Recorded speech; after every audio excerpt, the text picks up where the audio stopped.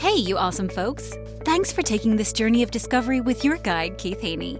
You're listening to the Becoming Bridge Builders podcast, your favorite podcast for everything from racial reconciliation to education innovation, justice reform, and leading change in the 21st century.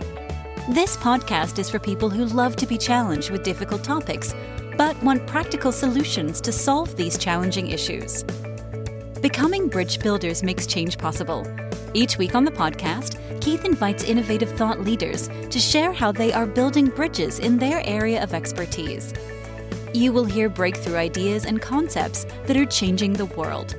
He's featuring guests who are best-selling authors, leaders at Microsoft, entrepreneurs, leading educators, professors, lawyers, and so many more. Listen in to learn how you can be the bridge to the change you are seeking.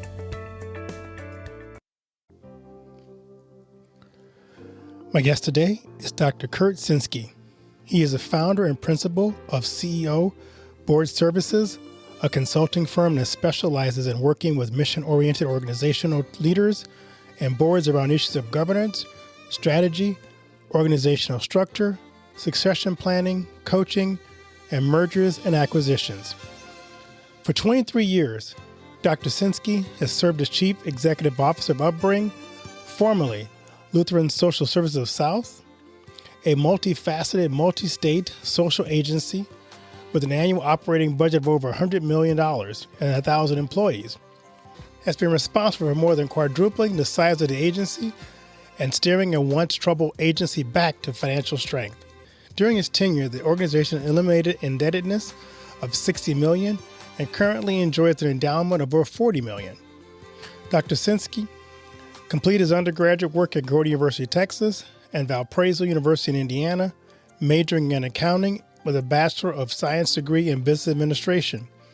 He holds a Juris Doctorate degree from the University of Illinois College of Law and a Master of Arts degree in International Relations from Schiller International University in Paris, France, with a PhD in government from University of Texas, Austin.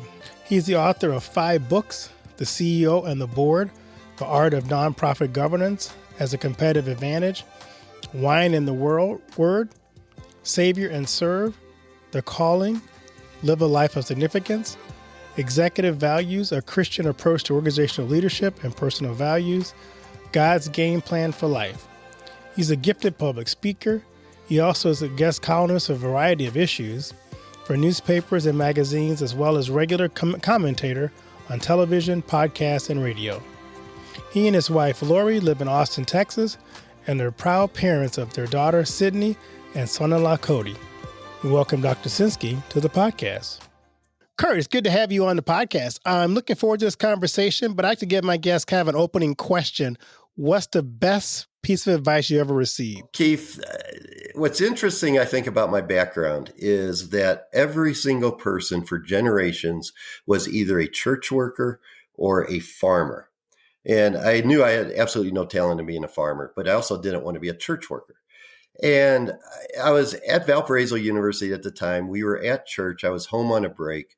And my father was talking to another member of the church. And he was jokingly telling him, yeah, my son wants to be a lawyer.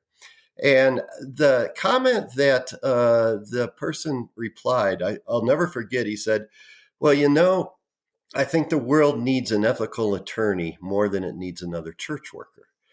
And I've always remembered that comment because it's the understanding that each of our vocations, each of our lives matter. And there is not necessarily a ranking of one better than the other. It's how we use our unique God-given gifts as a part of our own vocation. And so that was the piece of advice. Now, God has a funny sense of humor, right? Because for the past 25 years, I've been a church worker. But at the time, I didn't quite know it. That's great. I love that. That's great advice to have someone kind of remind you that we do need, every profession matters and everything that we do has a God-given vocation attached to it. So yeah, knowing that, you know, you have a special, unique place in the world and God can still use you is just kind of a nice reminder for all of us that no matter what we're doing in life, God can use us where he's placed us to be a blessing. Yeah, no, absolutely. Absolutely. And so I tried to remember that as I was an attorney, and then I worked in politics, and sometimes it's hard to keep your faith strong when you're working in politics, I but bet. it was always a great reminder to me that my vocation was important no matter where I was. Exactly. I'm curious, Kurt, as you think about your life, who are some people who serve to inspire you and maybe even mentor you along the way? You know, Keith, and I tend to think of my life in chapters, maybe. So when I practiced law, there was an attorney who was maybe 4 years older than me, who, no matter how busy he was, he would take the time to mentor me, to answer any question I had, to make sure that I was successful in my own role. He didn't need to do that, but he just took me under his wing. His name was DJ Sartorio, and just absolutely loved and respected that individual.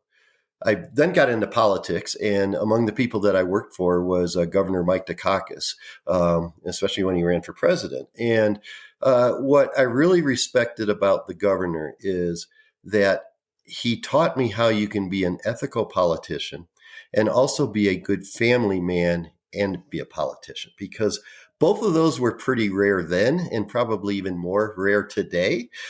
um, and so I found that fascinating. I took a kind of a detour and worked at Concordia University in Texas for a few years, and had a couple of mentors there, Larry Meisner, Les Baer. And what they taught me is how to integrate my faith into all aspects of my life. So work, life, home, community, congregation. And then, as I became CEO and served as CEO for a couple of decades, I, in some ways, formed a kitchen cabinet. And so people like John Nunes and Paul Miles and my wife were people that I knew I could go to and have that confidential conversation about things that maybe I didn't want other people to know because I needed good advice. And in many ways, they became my kitchen cabinet. And obviously my wife along the way, she has such a strong faith, a former Baptist girl growing up who can pray with the best of them and witness with the best of them. We can all learn a lot from her as well. And then finally, obviously my parents, who taught me what it was like to have a great marriage, what it was like to live a life of service as church workers, as teachers, as executives, as administrators. All of those, are the building blocks that resulted in someone like myself then taking that mantle and going on with the next generation. I love that. And you've shared a little bit about your personal journey. I'm curious, on this journey, what lessons did you learn to help you write, especially this new book on governance? Because I served on many different boards, and I've discovered that governance is an issue, not just on boards, but in churches too, that can be either a Yes. blessing or it can be the thing that ignites a firework storm in a building full of fireworks. So, kind of tell us how your journey helps you kind of pour into this particular aspect of the church. Yes. So it's interesting. Almost every book I write, I have some experience in it, but I'm also understanding internally that I don't quite have it right. And so I want to build on my experience, but also learn on the lessons that are in the research and in other people's experience, and maybe provide then other people with a blueprint of how to do it even better. And that was the same with this book, The CEO and the Board. And having served on 13 different boards of directors, having been a CEO, now being a consultant, what I realized is that there is indeed a lot of frustration out there, right? Board members want to make a difference, but they don't quite know how. CEOs get frustrated, pastors get frustrated because they want their board to be a partner with them in ministry, but oftentimes that feels like a hindrance. And so the question becomes, how do you build your unique governance model for your church or for your nonprofit organization, for your school, that's exactly right for your particular situation? Because every organization, every church has its own unique culture, its own unique history, its own unique challenges and opportunities. And my experience has taught me, and the research has demonstrated, that you need to create a governance model that, yes, fits the mandates of all the different laws, the duty of care, the duty of obligation, the duty of fulfilling what you're supposed to do. But after that, create the structure that makes the most sense for your organization. And in the book, I talk about what the research says is most important, and then also provide a scorecard of how do you know whether or not you're actually being successful. I love that. And the thing I've discovered about so many boards I've served on is, you're right, the structure is very important, especially to fit your particular organization. We love to find a generic constitution and board policies and just adapt and just change the name on it. And then we wonder why it doesn't work. Yes. No, absolutely. Absolutely. And what's interesting to me too is if Peter Drucker actually talks about how there's one thing that all boards have in common: they do not function. And he's talking about for-profit boards. He's talking about nonprofit boards. I think John Carver talks about how boards tend to be an incompetent group of competent people. And so there is this frustration. And what I've also found is it's actually gotten maybe magnified in the past 5 years. Now, COVID helped speed this process up, but it actually began prior to COVID, where whether you're a congregation, whether you're a nonprofit organization, the world has gotten just so much more complex. And it's requiring a different board. It's requiring a different governance structure. And so I think gone are the days where you can assemble 12 well-meaning people to serve on your board of directors. But you really need to take a step back and say, all right, what are the skill sets that I need on this board? What are the different generations that I might need on this board? What type of diversity makes most sense for our organization? And with the increasing challenges of technology, of maybe a lack of less donations coming in, with increased competition, with the difficulty in retaining and recruiting staff, it's more important than ever to not only find the right board members, but then to create that structure and the culture where you're looking forward at least a half of the time to talk about the future, to talk about the strategy, to talk about what are maybe the elephants in the room. In my research, I went in with a hypothesis of what I thought I was going to find, to only find that there were some surprises. So what was probably the greatest surprise you discovered in your research that was like an aha moment for you? Yeah, I think, Keith, there are a couple of them. One is I intently wrote this book for nonprofit organizations, so private universities, schools, your typical nonprofit organization. What I found after the fact is how this is also so relatable and it works for congregations as well. The governance issues in congregations are in many ways no different than the governance challenges and opportunities in nonprofit organizations and universities. Congregations are increasingly becoming a pretty complex organization, especially those that maybe has a school attached to it or a preschool. And so after the fact, I realized that what makes sense for nonprofit organizations actually also makes complete sense for churches as well. And so I'm starting to expand that message, because what I'm finding is that congregations are struggling and looking for resources as well, because they want to do the governance piece right, but they don't necessarily always quite know how to do it. The other thing I found is that almost every organization, no matter those that are doing well or those might be struggling, has in many ways what I call their own elephant in the room. It may be, increased competition. It may be, if you're a school, a charter school that's open down the street. If you're a congregation, it may be changing demographics within your neighborhood. If you're a university, it may be, different competition among your peers. But what surprised me is oftentimes the unwillingness to at least even identify the elephant, and then have the courage to wrestle with whatever that elephant is in that trust-filled, blame-free environment where you're all sitting around the table, leadership and board members as partners, to figure out how do we get past that. That's a good observation, because I've worked a lot with congregations, and I've seen several different governance issues. One of my favorite is the Constitution was written in 1872, and we haven't changed it since. And we can't figure out why it's not working. It was designed for a church that had 40 people on the boards and committees, and we're down to a church of 40, and we can't make the governance system work. Yes. And so here's what's interesting, Keith. So I started talking about the challenges tend to be in two different buckets. One is plumbing and the other is what I call people. So plumbing, a great example is what you just brought up, where your bylaws or your articles or your constitution may have made sense for 30, 40 years ago or 100 years ago, but they no longer make sense today. To me, that's a plumbing issue. Or if you have a board meeting and your board agenda is always looking backwards, you're reviewing your financial statements, you're talking about your successes in the past quarter or past year, but you're not looking forward. To me, that's a plumbing issue. There's also what I would call a people issue. And one example of that would be, do you have the right people sitting around the table? And so, for example, I worked with a congregation here in Texas, and what the new pastor did is, when he came to the church, he found that every member of the board was a third or fourth generation family member of that congregation. And what he also found was that the needs of the long-term members of the congregation are often completely different than a member who just joined maybe a couple of years ago.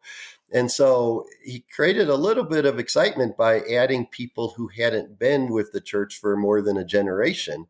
But from his perspective, he really had to have that perspective sitting around the table to really understand what his parishioners need from him and the church to fulfill their needs. I love that. I've also seen where people have changed governance to give more control to the pastor and less control to the people. And I've walked in congregations where they were used to having input, and all of a sudden maybe moving to a policy-based governance system has now, I would say, disenfranchised the members. And so there's grumbling because there's a lack of communication. And I've done several self-studies where the same issue kept coming up. The same people make all of the decisions in the church and we're not included. So, what do you do when it's a situation where you run into that? Stay with us. We'll be right back. And now a word from one of our sponsors, For Freedom Mobile. If you're using AT&T, Verizon, or T-Mobile, then you're being tracked. Mobile providers collect your location, communications, internet activity, even your financial transaction. They sell that data to anyone willing to pay for it and provide it to the government without a warrant. Switch to For Freedom Mobile, and you won't ever have to worry about big tech or Big Brother tracking you through your mobile phone again. For Freedom Mobile provides secure, unlimited talk, text, and high-speed data for just $29.99 a month, and it includes free internet roaming in over 200 countries.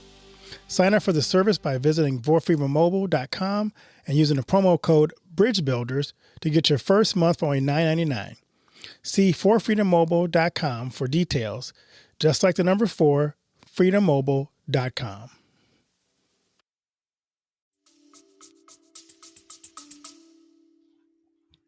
Yes. Yeah. And, it's really interesting, Keith, because sometimes a pastor doesn't want to be in charge. And then sometimes the pastor comes in and says, yes, I need to be the quote CEO of this congregation from a governance perspective. And so I think the initial conversation that has to occur is, what is the most appropriate model for one, this congregation, but also two, for the talents, the skill sets, and the desires of the pastor. And it takes that trust-filled room and conversation to occur. David Peter from the St. Louis Seminary has written an outstanding book on the different models of governance for congregations. And so I think the first step is to figure out what the right model is. But then the second step is, all right, what's so unique about our congregation? And let's have this honest conversation about how should we adapt our governance model to fit the new needs of this congregation? And then also, I would strongly encourage every congregation to embark on a conversation about getting that clarity of strategy. What is it? What is the role? What is the mission of our congregation? It may be shepherding, it may be evangelizing, it may be both, it may be also a school, but really having that clarity. And then also understanding that the world is changing so fast that you're probably not going to be able to plan more than several years out. But what are the 2 or 3 things you really want to accomplish in those next 3 years? And then what is that one thing you need to accomplish and want to accomplish in the next 12 months to keep that momentum going? Because I tell congregations, I tell nonprofit organizations, from a messaging and a marketing perspective, you're not necessarily competing against other churches. You're competing for the time and interest of your parishioners against the Nikes and the McDonald's and the Amazons of the world. And your message has better be as clear as that in terms of who you are and what you're about and what you want to accomplish as a congregation. Love that. And as a nonprofit organization or a university. Exactly. One thing I know a lot of organizations struggle with, especially churches, is what I call mission drift. And how do you set your structure up? Because I know one of the things you talk about in your bio was how you helped organizations rediscover their mission.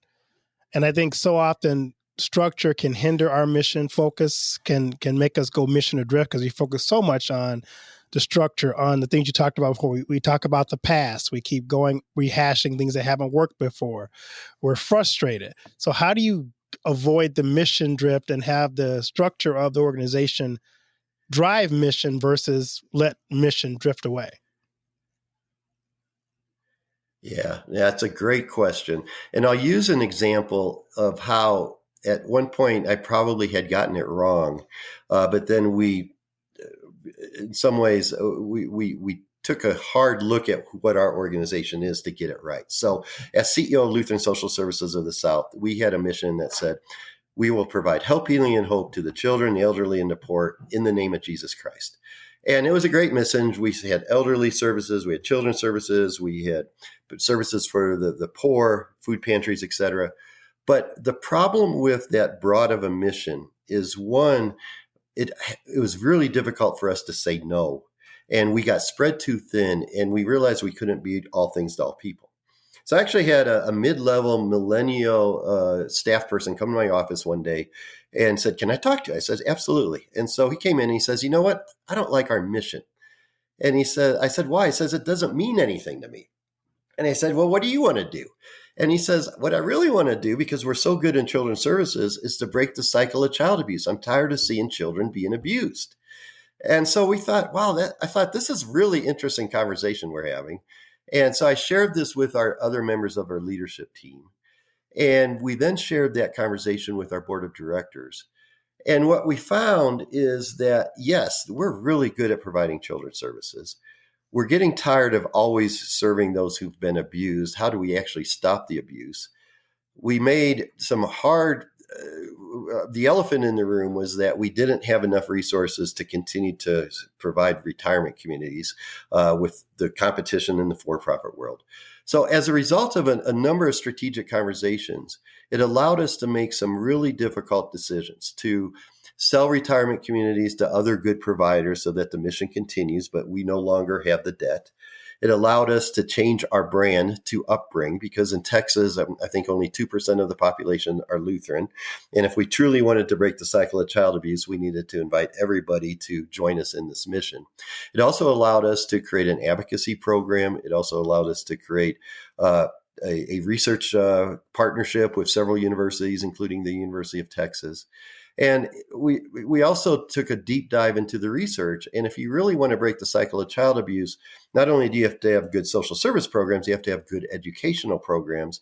And so it allowed us the opportunity to create charter schools, faith-based schools, Head Start programs, understanding that we needed to meld and combine both social service programs and educational programs in order to really make a dent in the child abuse.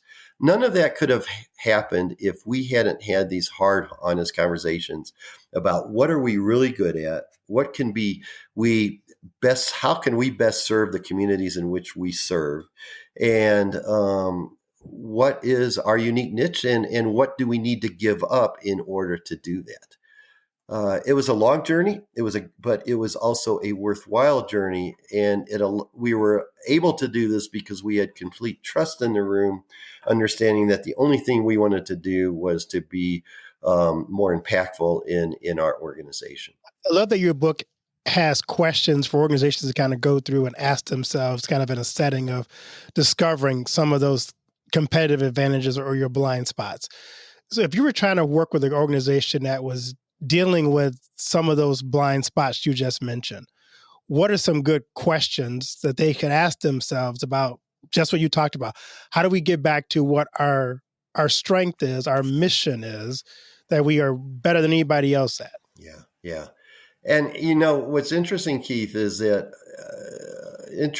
from my perspective and my experience, it's really difficult for boards and leadership teams to confront the blind spots. And I think partly because you're doing this day in and day out, and sometimes you don't actually realize what your blind spots are. And so what I've recommended is that, it can be as simple as, let's start with talking about what are our strengths, what are our weaknesses, what are our opportunities, what are our threats. And it allows then maybe even bringing in a facilitator so the leadership can be full participants to then highlight what may be their blind spots that need to be addressed. So, for example, I was sitting in on a 2-day board meeting as a facilitator, observer, and it was clear that they had really challenging financial situation. And what was fascinating to me is the first 7 hours of their board meeting, nobody brought that up. And finally, I couldn't stand anymore. So I brought it up in a nice way and said, I've seen your financial statements. I've seen your balance sheet. Before we talk about all the things we want to do in the future, let's talk about how we're going to wrestle with our financial situation and what we can do strategically, maybe to improve this over both the short term and the long term. And so in some ways, it's just as much of a willingness to confront those elephants and to have those conversations and to not ignore them, because I think so often our congregations and our nonprofit organizations tend to ignore them because it's not going to bother you in the next year, but it may in the next few years. Right. So if you're a CEO and you listen to this podcast, you're going, I really need to do something. I want to read this book. How would you recommend a CEO on a board process your book if they're going to look at the CEO on the board? Yeah. So I think there is value in having a common language. And so what's interesting about board of directors, especially in the nonprofit roles and world and also congregational world, is that many board members come to service with absolutely no board experience. And so they don't know what to do. They're well-meaning people who want to do the right things, but they really don't know what to do. And so there have been other books that have been published that, you'll spread around and read. But oftentimes, as you probably know, Keith, governance books can be so boring. It's hard to get through them and you don't quite understand what the author's saying, right? So my whole goal in this was to think about that new board member and to think about what a CEO or the organizational leader needs from their board, and to create really short chapters so that they can read them together and to have that common language and understand that one size does not fit all. And so, I'm not here to sell books, but I do think that there is a benefit to having that common language. And so I would suggest I would start with that. Now, it's also, there's at the end of the book a scorecard that talks about how do you know whether or not your organization has a successful governance model and that it is in fact a competitive or missional advantage. And so you look about, you ask yourselves the questions, do you have that healthy, trusting relationship with the CEO or with the pastor? Do you have a pastor or CEO who's comfortable sharing everything with the board and vice versa? Do you have this shared focus of looking strategically into the future during your meeting time? And do you have that clarity of mission where you understand what your mission is and also what are the 2 or 3 things you need to accomplish in the next few years in order to succeed in that mission? The research is also very clear that proactive succession planning is very important. It's a little bit hard in a congregation, but that doesn't mean you can't talk about it and to start preparing and to have those conversations. I think that's really important. And, at the end of the day, does the leader feel supported by the board, and does the board feel supported by the leader? If you answer all of those questions in the positive, you're off to a pretty good start.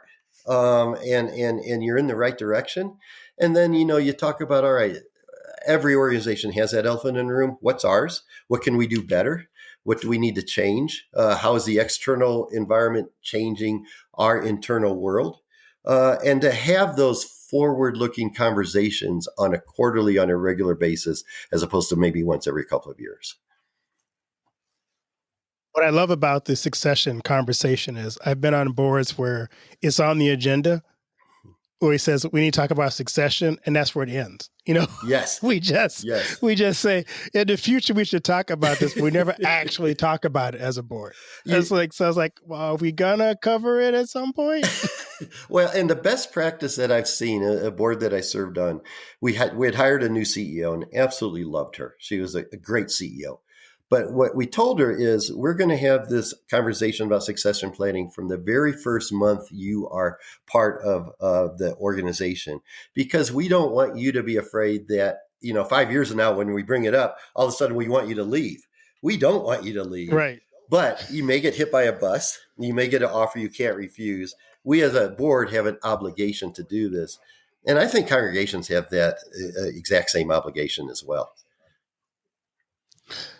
So let's stick there a little bit. So how do you bring up that conversation? How do you prepare a succession plan? Because like I said, I've heard us talk about it on boards I've served on. And I'll hear the CEO's like, well, I'm in good health. I don't plan on retiring anytime soon. So we'll address that down the road. So we never get to it because we keep pretending that it's never going to happen. Yes. So what's some best practices for how you do something other than just talk about it? Yeah. So I think one best practice would be, and this may not make sense for the smallest of organizations, but for every other organization in church it does, is I think we have an obligation for the leadership underneath the pastor or underneath the CEO to continue to train them and to continue to develop their skill sets. And part of succession planning is to continue to develop skill sets at every level of the organization, even if that individual may not ever want to be a pastor or a CEO. And so I think that's one piece of the puzzle.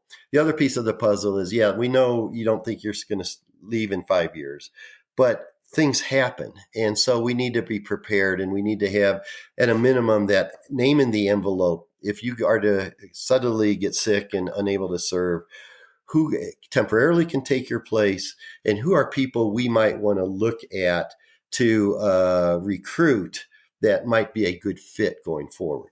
It's obviously never the leader's sole decision, but oftentimes they're in a position where they have more names and more understanding of who might be a good replacement than others. And so I would begin with that conversation. And, it also then can lead to conversations about, what are we doing right as a board? How can we better serve you as a leader? Do we need to have a conversation about maybe taking a sabbatical to help you in terms of renewal process? How can we best support each other? And I think that's part of the succession planning conversation as well. Because I've seen a lot of large organizations that did not do that. I've seen large churches where the founding pastor stepped down and the succession didn't work, and you went to 2 or 3 others before they found the next person, because that did not go well and it was not planned properly. And it's one of the most important things you can do. So as CEO, one way to judge, I think, my success is, are they performing even better after I left than when I was there, right? And so I think as a leader, as a board, you actually have that obligation to ensure that you're going to have good people to replace you when that time does come for you to leave. Now, it doesn't always work, but I've also seen, my old home congregation in St. Louis, Webster Gardens, did an outstanding job of transitioning from a retiring pastor to their associate pastor to senior, and everybody was on board. I worked with a congregation in Texas. They did the exact same thing. There are ways to do it. It's not always easy, especially in the congregational world. But what drives me crazy is, so Keith, I was working with a nonprofit organization that had over 1,000 employees. And the CEO was convinced that there was not one person in that organization who could ultimately replace him. Now, if there's not one in those 1,000 people, right, you're probably hiring the wrong people, or you're not training them right and develop them in skill sets. There's got to be one. So, Kurt, this is a fascinating conversation. I could dive into every part of your book, but What are you most excited about today as you look at the landscape of the nonprofit world and kind of with the response you're getting from your book? What are you most excited about? Wow.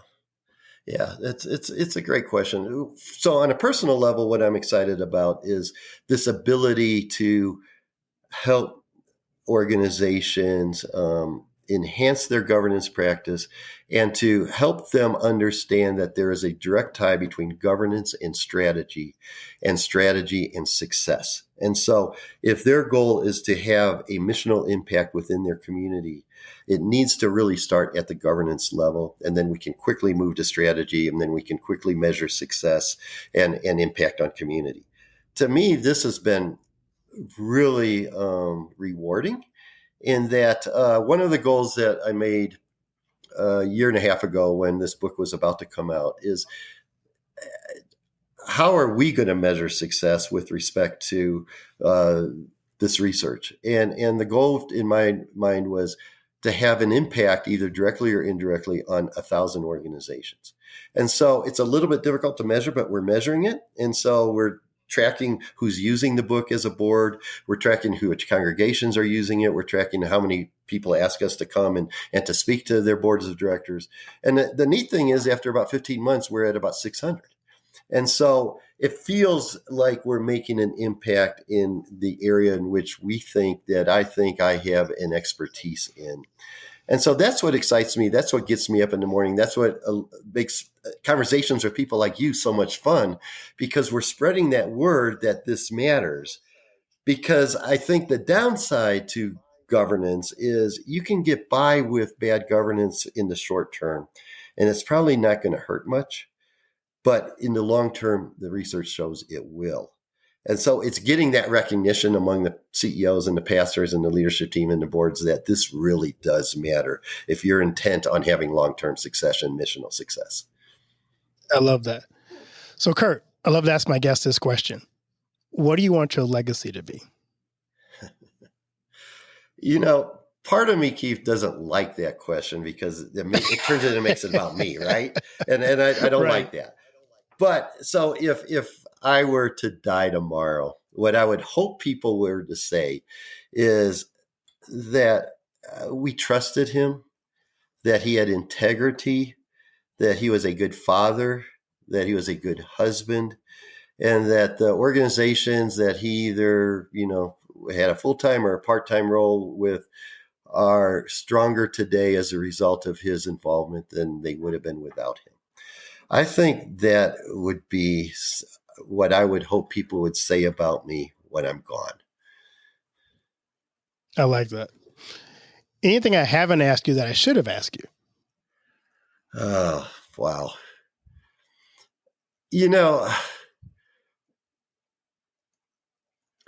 What I see, yes. One of the things that I didn't talk about in terms of what the research says that is so important in boards of directors of any organization, of any congregation, is in addition to having appropriate diversity for your own organization and congregation, and that's going to mean different things to different people, right? In your own church, you're going to have members of your church, and that's going to limit maybe your diversity. However, you can still have diversity in terms of generation. You can still have diversity in terms of various different skill sets, et cetera. What the research is more and more clear about, whether you're talking about a board member or about a leader or about a pastor, is just as important, if not more important than skill sets, is emotional intelligence, emotional maturity. And so the question becomes when you're recruiting board members, when you're recruiting that next pastor, that next leader, is how are you going to determine whether or not this individual has an emotional intelligence and emotional maturity? Because that is so important today in terms of leadership. And it's something that I think we haven't quite realized. But the Korn Ferrys, the Spencer Stewarts, the big search firms for executives these days are saying that this is actually more important than any skill set or experience or wherever you went to college is. This is what you have to look and test. And so to do that, you may want to take them out to dinner or to lunch, to see them in various different settings, to ask about maybe their experience in other boards, because I've seen one or two board members poison an entire board one or two leaders poison an entire organization. And it's not because they didn't have the skills. It's because they just didn't have that emotional intelligence. Well, that's a good point. I've seen that too. And it's hard to correct a bad hire. It's also hard to correct the wrong appointment or approval of a board member. Yes, yeah, absolutely. Absolutely. And what's interesting to me is almost all of us think we have emotional intelligence, but the research actually shows that only about 35% of us do. And so it really is important to kind of flesh that out. Yeah, definitely. So Kurt, where can people find your book, The CEO on the Board, The Art of Nonprofit Governance as a Competitive Advantage, and connect with you on social media? Yeah, thank you for asking. The book's available on Amazon.com and cph.org. So both of those are great places to go. And connect with me on social media. I do most of my professional stuff on LinkedIn, Kurt Senske. But also, if you want to know a little bit about my private life and personal life, feel free to connect me on Facebook as well. Those are the two that I primarily use. So Facebook or LinkedIn. Well, Kurt, thanks so much. It was a great conversation. Just talking about this is such a critical part because nonprofits typically are designed to make an impact in the world. And when they don't function well or the board hinders the mission of it, it diminishes the impact they can have. Whether that's a church or a nonprofit, you found it with a mission and a goal to make the world a better place. So having a governance that helps you do that and accomplish that effectively is so critical. So thank you for taking the time to do the research and to write this and share your insights with the world. Keith, it's my pleasure. And that is why we exist, right? Is to make that impact, that missional impact in our communities and to fulfill our calling. So thank you for having me. Thank you so much, Kurt. Have a blessed new year. Likewise, you too, Keith. Blessings on your ministry.